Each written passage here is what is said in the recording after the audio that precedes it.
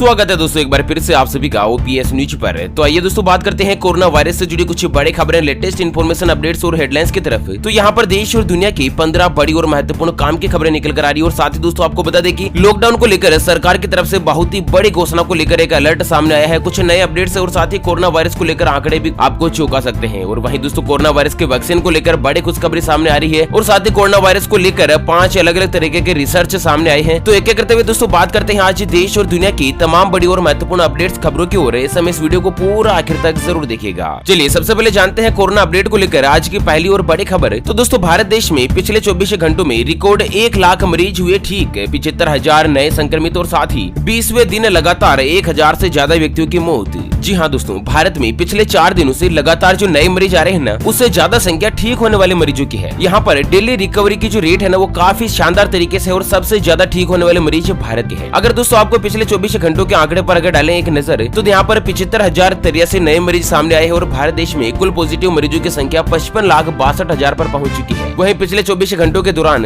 1,053 लोगों की जान गई है। और दोस्तों इस कोरोना वायरस के चलते कुल 89,000 लोगों ने अब तक जो है अपनी जान गंवा दी है। हालांकि राहत भरी खबर यह है कि एक्टिव मरीज केवल 10 लाख के आसपास ही है, क्योंकि दोस्तों लगभग 45 लाख मरीज कोरोना वायरस के चलते ठीक भी हो चुके हैं। चलिए अगली खबर, अब मात्र 30 मिनट में मिलेगा कोरोना टेस्ट का रिजल्ट। भारत में पहले कोविड पेपर स्ट्रिप टेस्ट को मिल चुकी है मंजूरी। जी हाँ, भारत के पहले पेपर स्ट्रिप कोविड-19 टेस्ट फेलुदा को मंजूरी मिल गई है। इसे council of scientific and industrial research यानी कि CSIR और टाटा ग्रुप की रिसर्च टीम ने तैयार किया है। यह टेस्ट उतना ही सटीक है जितना कि RT-PCR टेस्ट देता है। मतलब कि दोस्तों आमतौर पर देखा जाए कि कोरोना वायरस का जो टेस्ट रिपोर्ट है, उसका जो रिजल्ट होता है, उसको प्राप्त करने में लगभग 12 से लेकर 24 घंटों का टाइम लगता है। लेकिन दोस्तों टाटा ग्रुप ने एक नया डिवाइस तैयार किया है, एक नई टेक्नोलॉजी तैयार की है। और इस टेस्ट रिपोर्ट से मात्र 30 मिनट में पता चल जाएगा कि दोस्तों कोरोना पॉजिटिव है या नहीं। और इससे कोरोना मरीजों को मानसिक परेशानी भी नहीं होगी, क्योंकि इसके पहले टेस्ट करवाने के बाद उसके रिजल्ट के लंबा इंतजार जो करना पड़ता था ना, उस इंतजार में दोस्तों मानसिक परेशानी होती थी कि आखिर पॉजिटिव आएगा नेगेटिव आएगा, पॉजिटिव आएगा नेगेटिव आएगा। क्योंकि दोस्तों आपने एक बात तो जरूर सुनी होगी कि हारने का डर और जीतने की उम्मीद, इन दोनों के बीच एक टेंशन वाला जो समय होता है ना, कमाल का होता है। क्योंकि दोस्तों जब आप किसी भी चीज का टेस्ट करवाते हैं, जैसे कैंसर का टेस्ट हो गया, कोरोना वायरस का टेस्ट हो गया, तो जब तक रिपोर्ट नहीं आती है तब तक मन में एक ही स्थिति रहती है, क्या मैं पॉजिटिव हूँ, क्या मैं नेगेटिव हूँ, क्या मैं पॉजिटिव हूँ। लेकिन यहाँ पर अब मात्र आपको 30 मिनट में जो है ना, वो दोस्तों कोरोना वायरस का टेस्ट आपके सामने आ जाएगा। और कीमत कितनी रहेगी? मात्र 500 रुपए, यानी कि 500 रुपए में आप कोरोना का टेस्ट जो है वो करवा सकते हैं। चलिए अगली खबर है, कोरोना के बढ़ते मामलों के बीच 6 महीने बाद खुले स्कूल और कॉलेज, थर्मल स्कैनिंग के बाद ही दी गई एंट्री। तो यहाँ पर आपको बता दें कि कोरोना वायरस के दस्तक के बाद ही कल सोमवार को कोरोना के बढ़ते केस के बीच स्कूलों को खोला गया। लगभग 6 महीने बाद स्कूलों का माहौल बच्चों को बिल्कुल बदला हुआ सा मिला। मानव संसाधन विकास मंत्रालय की ओर से जारी दिशा निर्देश के मुताबिक स्कूलों को ओपन किया है। और इसी बीच स्कूलों में कोरोना वायरस से किए गए बचाव का जायजा लेने के लिए शिक्षा सचिव ने स्वयं मोर्चा संभाला है। यहाँ पर आपको बता दें कि एक नियम के अनुसार कि हर दिन स्कूलों को सैनिटाइज किया जाएगा, मास्क अनिवार्य रूप से पहनना होगा और साथ ही सोशल डिस्टेंसिंग का पालन करते हुए ही कक्षा 9वीं से लेकर 12वीं तक के विद्यार्थियों के लिए स्कूल और कॉलेज दोस्तों खोले गए हैं। हालांकि स्कूल खोलने के बाद स्कूल के गेट पर बच्चों की थर्मल चेकिंग का बंदोबस्त किया गया और उसके बाद क्लासरूम में एंट्री दी गई। चलिए अगली बड़ी खबर है कि तबलीगी जमात के कार्यक्रम की वजह से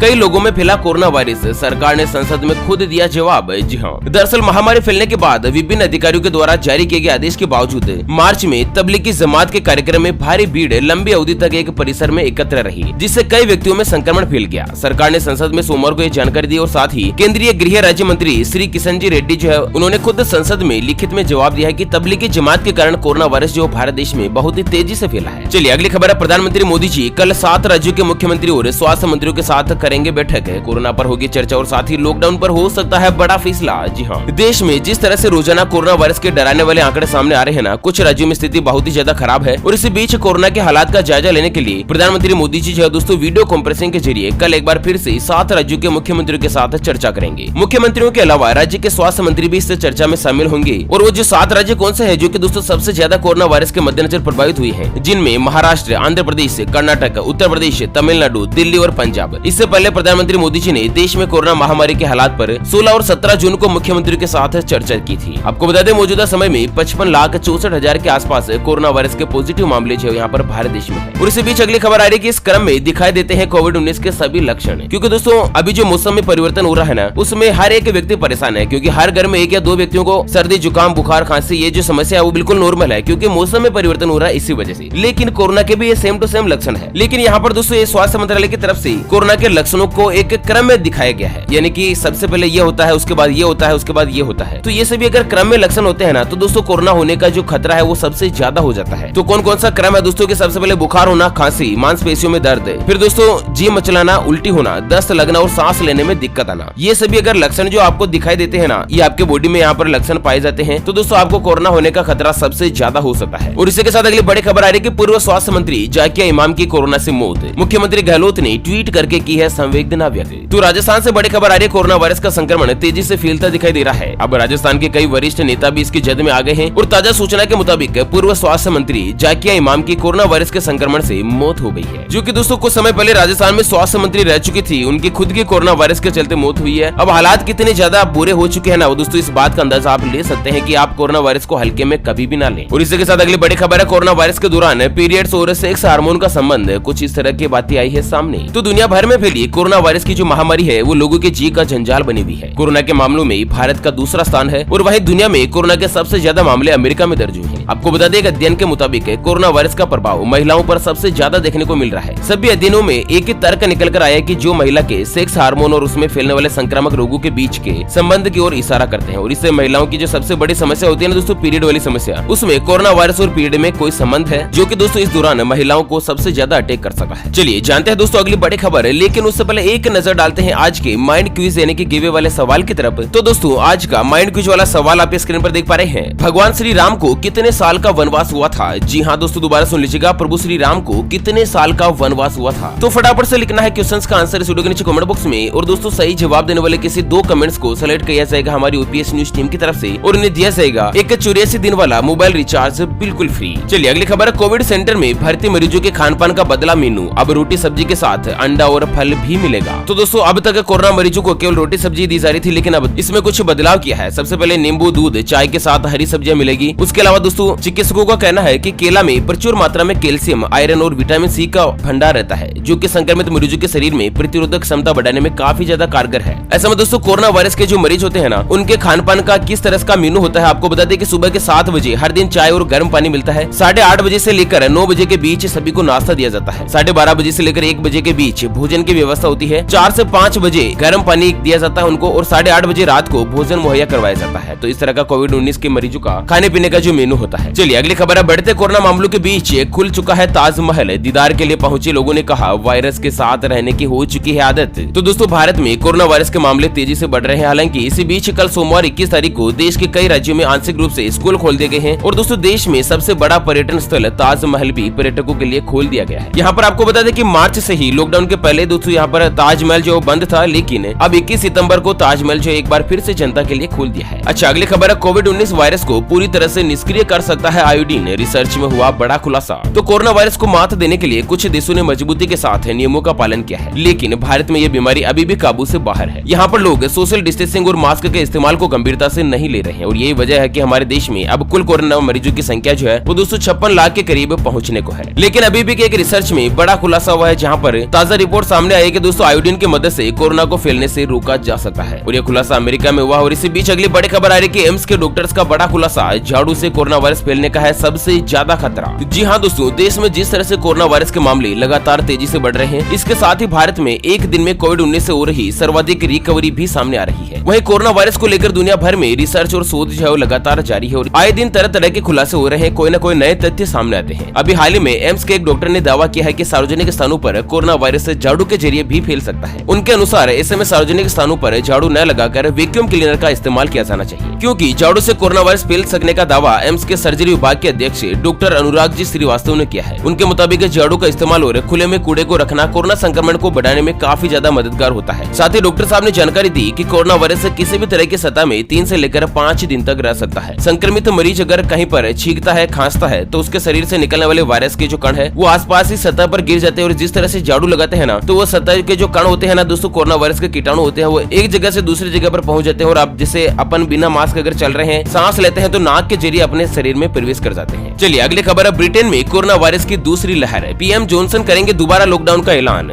जी हाँ, ब्रिटेन में कोरोना वायरस के बढ़ते मामलों के बीच प्रधानमंत्री बोरिस जॉनसन देश को संबोधित करेंगे और माना जा रहा है कि इस दौरान वह देशवासियों को दोबारा से लॉकडाउन के बारे में जानकारी भी दे सकते हैं। अभी हाल ही में उन्होंने लोगों को काम पर लौटने का आग्रह किया था, लेकिन एक बार फिर से जॉनसन जो दोस्तों उन्हें घर में ही रहकर काम करने की सलाह दे रहे हैं। और इसी के साथ अगली खबर आ रही है कि चाइना में तेजी से फैल रही नई बीमारी कितनी है खतरनाक है, कोरोना वायरस की तरह ही है इसके लक्षण। जी हाँ दोस्तों, एक तरफ दुनिया कोरोना वायरस के कहर से जूझ रही है जो कि चाइना के वुहान से पूरी दुनिया भर में फैला था। अब दूसरी ओर चाइना के उत्तरी पश्चिमी इलाके में स्थित गेंसू प्रांत में सैकड़ों लोग एक नए संक्रमण से पीड़ित पाए गए हैं और यह संक्रमण है दोस्तों ब्रुसेलोसिस बैक्टीरियल। जी हाँ, और यह बड़ी संख्या में लोगों को पीड़ित भी कर रहा है। आपको बता दें इस बैक्टीरियल से करीब 3245 लोग संक्रमित हो चुके हैं। अच्छा, अब आपके दिमाग में आ रहा होगा कि आखिर यार ये क्या लफड़ा है, ब्रुसेलोसिस बैक्टीरिया क्या है? तो आपको बता दें एक बैक्टीरिया जनित बीमारी है जो कि मुख्य तौर पर गाय, भेड़, बकरी, सुअर और कुत्तों को संक्रमित करती है। इंसानों में भी संक्रमित हो सकता है अगर वह संक्रमित जानवर के संपर्क में आ जाते हैं, जिससे कि संक्रमित पशु उत्पाद को खाने पीने से या हवा में मौजूद बैक्टीरिया सांस लेने से इंसान में पहुंच सकते हैं और यह कोरोना वायरस से भी ज्यादा तेजी से दोस्तों संक्रमण फैला सकता है। बहुत ही गंभीरता से लेने की जरूरत है और दोस्तों हर एक नई बीमारी का जो जनक है ना वो केवल चाइना ही है। चलिए अगली खबर है, चाइनीज वैज्ञानिकों ने किया बड़ा खुलासा, चश्मा लगाने वाले मरीजों में संक्रमण का खतरा हो सकता है कम। तो कोरोना पर हुई एक नई रिसर्च में दावा किया गया कि वायरस आंखों के जरिए भी शरीर में पहुंच सकता है। मेडिकल जर्नल ऑफ वायरोलॉजी में प्रकाशित रिसर्च कहती है कि कोरोना को शरीर में पहुंचाने के लिए आंख एक अहम रास्ता है और हाल ही में हुई कई रिसर्च में इसकी पुष्टि भी हुई है। ऐसे में दोस्तों शोधकर्ताओं का कहना है कि जो लोग दिन में 8 घंटे से ज्यादा चश्मा लगाते हैं ना, तो दोस्तों उनमें कोरोना वायरस फैलने का खतरा सबसे कम हो सकता है। ओके फ्रेंड्स, इसी के साथ इस वीडियो को फिलहाल यहीं पर देते हैं विराम। फिर मिलेंगे एक और नई और काम की खबर के साथ, तब तक के लिए जय हिंद, जय भारत।